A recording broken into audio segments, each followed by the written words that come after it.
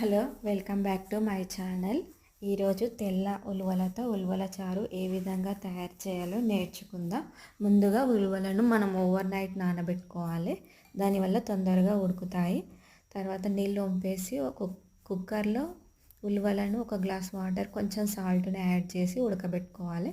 చారు కోసం మనకి చింతపండు, చిన్న నిమ్మకాయ సైజ్ అంత చింతపండుని నానబెట్టుకొని పక్కకెట్టుకోవాలి. తర్వాత చూడండి, ఉలువలు ఉడికిపోయినాయి. ఈ ఉడికిన ఉలువల నుంచి వాటర్ సపరేట్ చేసి ఓన్లీ ఉలువలను మిక్సీ జార్లో వేసి మెత్తని పేస్ట్ లాగా చేసి పక్కకెట్టుకోవాలి. తర్వాత మనం పోపు కోసం వెల్లుల్లి, ఎండుమిర్చి, కరివేపాకు, ఉల్లిపాయలు, జీలకర్ర, ఆవాలు, పసుపు యాడ్ చేసి పోపు చేసుకోవాలి.